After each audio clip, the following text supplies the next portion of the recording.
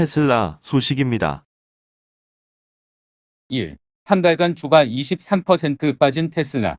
전기차주, 이제 파티 시작. 마켓워치에 따르면 투자회사 웨드부시의 전기차 애널리스트인 데니얼 이브스 스트래커 100은 4일 보고서에서 전기차 파티는 이제 막 시작 중이라며 전기차주 강세를 전망했다. 최근 한 달간 테슬라 주가가 23% 급락했고 중국판 테슬라, 니오 역시 주가가 급락한 중 나온 의견이라 주목된다. 전반적인 뉴욕 증시 약세 속에 테슬라는 이날 4.86% 떨어졌고 니오도 뉴욕 증시에서 5.42% 급락했다.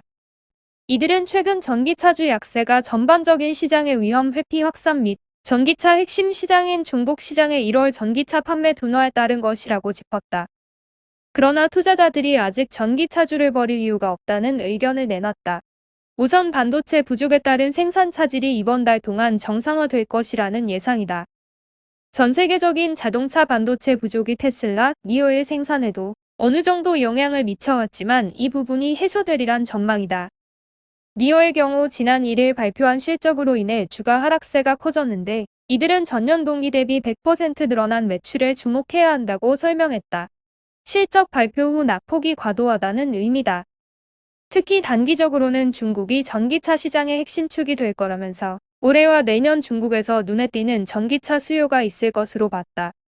이 점에서 상하이에 공장을 갖고 있는 테슬라가 이 점을 갖게 될 거라고 이들은 예상했다.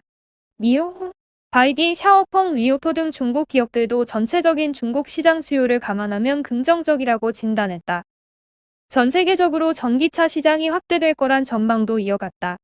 이들은 전기차가 전체 자동차 판매에서 차지하는 비중이 현재 3%에서 2025년 10%까지 늘어날 것이라 예상했다. 또 전 세계적으로 전기차에 대한 억눌린 수요가 있다면서 전통적인 자동차 기업들인 볼보, 제너럴 모터스, 포드 등이 전기차 사업으로 뛰어들고 있다는 점을 지목했다. 그러나 베론 캐피털의 창립자 론 베론은 현지 시간 4일 CNBC와의 인터뷰에서 회사가 보유하고 있는 테슬라의 비중이 너무 많아 최근 180만 주를 매각했다고 밝혔습니다. 베론은 이어 자신이 보유한 110만 주는 팔지 않았다면서 고객들의 위험을 줄이기 위해 적절한 조치였다고 설명했습니다. 애플 소식입니다. 1. 애플카는 어떻게 등장할까? 애플의 전기차 사업이 기정사실화하면서 이 회사가 내놓을 이른바 애플카에 대한 궁금증이 커지고 있다. 애플의 전기차 사업은 애플 임원이 2014년 독일 BMW 공장을 방문하면서부터 조금씩 알려지기 시작. 최근 현대자동차와 닛산 등과도 협업을 논의한 것이 밝혀지면서 과연 어떤 차가 나올지에 대한 대중의 호기심을 자극하고 있다. 애플카의 정체는 여전히 베일에 가려져 있다. 하지만 애플이 미국 특허청에 제출한 자료를 살펴보면 애플카의 특징을 대략적으로 짐작해 볼 수 있다. 애플이 이 특허를 반드시 활용하리라는 보장은 없지만 하나하나 상용화에 성공하면 자동차 업계의 지각 변동을 가져올 것들이다. 애플이 가장 최근 등록한 특허는 손동작만으로 주차와 차선 변경을 해주는 기능이다. 2017년 특허를 출원해 지난달 초 제스처 기반 자율주행차란 이름으로 등록됐다. 차선을 계속 직진할지, 왼쪽으로 움직일지, 오른쪽으로 움직일지 등 기본적인 운전 명령을 손동작으로 선택하게 하는 것이다. 지금도 일부 자동차는 손동작으로 라디오 조작이 가능하다. 이를 자동차 운전 조작 전체로 확대하겠다는 구상이다. 미국 언론은 증강현실 기술을 적용한 차내 디스플레이 기능에 주목하고 있다. 차 안에서 대형 디스플레이를 통해 책이나 영화를 보거나 창 너머 건물과 풍경에 대한 정보를 보여주는 것이다. 애플은 특허 신청 서류의 차량이 움직이는 동안 탑승자가 멀미를 겪지 않고 편안하게 콘텐츠를 볼 수 있게 하려 한다며 이를 통해 탑승자의 생산성을 높이면서 편안한 환경을 제공할 것이라고 썼다. CNN은 아이패드나 아이폰 등 자사 제품을 자동차에 연결해 이용하는 등 응용 범위는 무궁무진할 것이라고 평가했다. 자율주행 기술 특허도 여러 등록됐다. 일부 기술은 색다른 시각으로 접근해 눈길을 끈다. 소프트웨어를 이용해 정확도가 떨어진 자율주행 센서를 교정하는 특허가 대표적이다. 센서는 시간이 흐르면 차량 흔들림 등으로 인해 정확도가 떨어진다. 이 경우 정비소에 가서 센서 부품을 교체해야 할 수 있다. 하지만 애플은 부품을 교체하는 대신 차량에 탑재된 소프트웨어로 교정하는 방안을 고안했다. 미국 IT 매체 시넷은 차량 상단에 부착된 프로젝터가 특정 지역에서 영상을 찍은 후 정상적으로 가동되는 센서의 데이터와 망가진 센서의 데이터를 비교해 센서의 정확도를 자동으로 교정하겠다는 아이디어라고 설명했다. 2. 아이폰 X 폭발로 2호 화상 입은 피해자, 애플 상대로 고소. 최초의 올레드 화면과 안면 인식 아이디를 갖춘 아이폰 X의 폭발로 화상을 입은 호주의 피해자가 애플을 상대로 고발했다고 PC월드가 4일 보도했다. 삼성전자의 갤럭시 노트 7이 배터리 결함으로 지난 2016년 자연 화재가 빈발하면서 삼성은 판매된 노트 7을 전량 수거했었다. 갤럭시 노트 7은 호주에서도 비슷한 상황이 벌어졌고 이번에는 애플의 아이폰 X이 사고 대열에 포함됐다. 호주의 로버트 드 로즈라는 사용자가 아이폰 X이 주머니에서 폭발해 허벅지에 2도 화상을 입었다며 애플을 고소했다는 사실이 밝혀졌다. 실제 이 사건은 2019년에 발생했으나 최근까지 공개되지 않았다. 드 로즈는 이 문제를 원만히 해결하기 위해 애플과 접촉하려 했으나 수개월간의 노력에도 불구하고 애플 측과의 협의가 제대로 이루어지지 않았다. 드 로즈는 결국 법원에 이의 신청을 하기로 결정했고 사건이 세상에 알려지게 됐다. 드 로즈에 따르면 아이폰 X의 화재는 사무실에서 근무하던 중이었다고 한다. 책상 앞 의자에 앉아 있었던 그는 갑자기 알람 유사한 소리를 들으면서 다리에 통증을 느꼈고 확인 결과 그의 바지 주머니 안에서 아이폰 X이 타고 있었다. 애플 대변인은 애플사가 현재 이 사건을 조사하고 있다고 말했다. 이 사건의 폭발 관련 사진은 무엇보다도 트위터에서 볼 수 있다. 마이크로소프트 소식입니다. 1. 홀로그램 앱 메시 발표.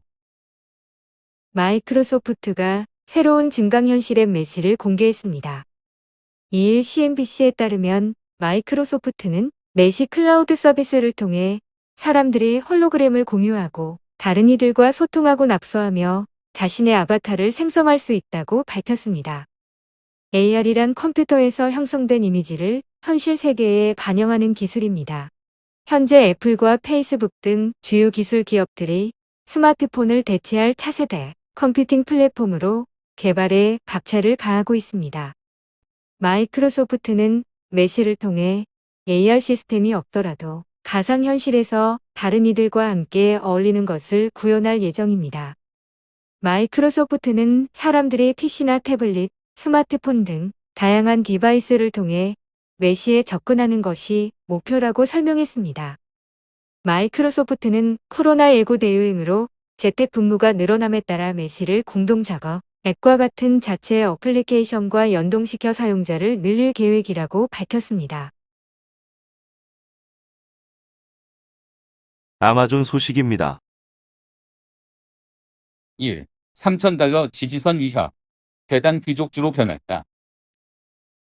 거대 전자상 거래업체 아마존은 현재 배당금을 지급하지 않지만 엄청난 배당주가 될 수 있는 실질 잠재력을 가지고 있다고 모틀리플이 4일 보도했다.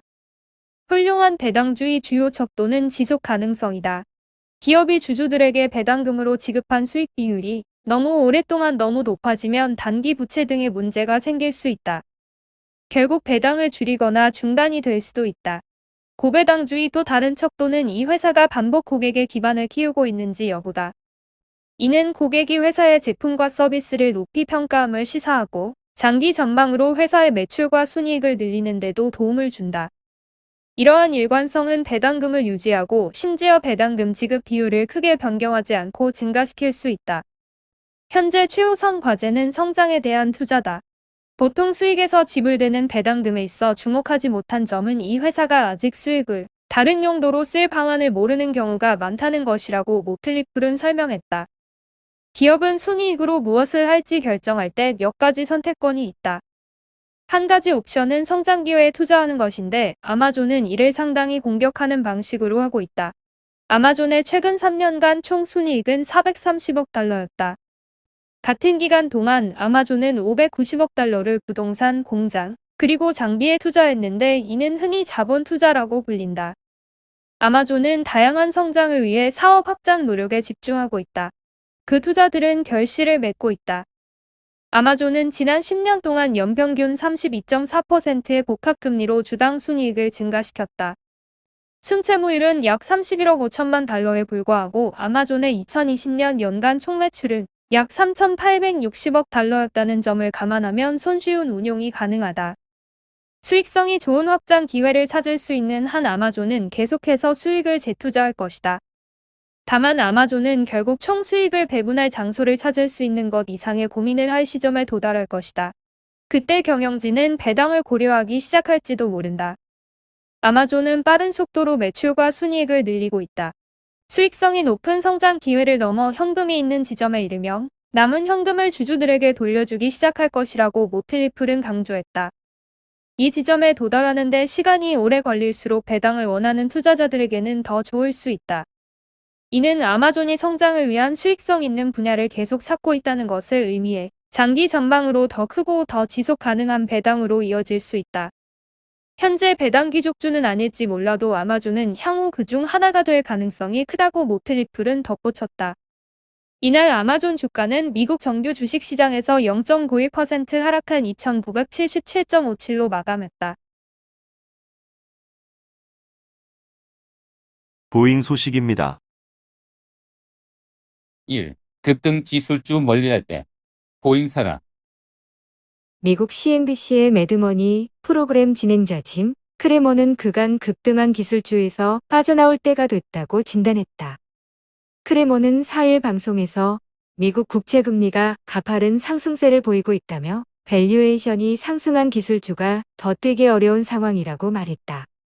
그는 올해 들어 50bp 넘게 뛴 10년 만기 미국 국채금리가 다시 연초 수준으로 떨어져야 기술주가 오를 수 있다며 기술주는 쳐다볼 필요도 없고 금리만 주시하라고 조언했다.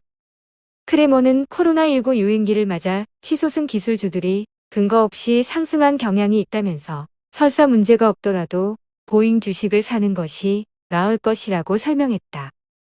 테슬라나 옥타처럼 급등한 기술주는 금리 상승으로 난관에 부딪혔다는 게 그의 견해다. 크레머는 미국의 코로나19 백신 접종 속도도 보잉과 같은 산업주의 호재로 작용한다고 분석했다.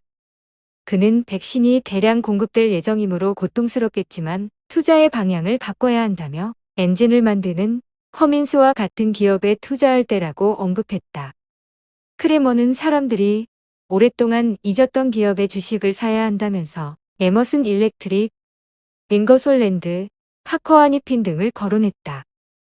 다만 그는 모든 기술주가 비싸졌다고 여겨선 안 된다며 기술 기업 중에서도 투자 기회를 찾을 수 있다고 판단했다.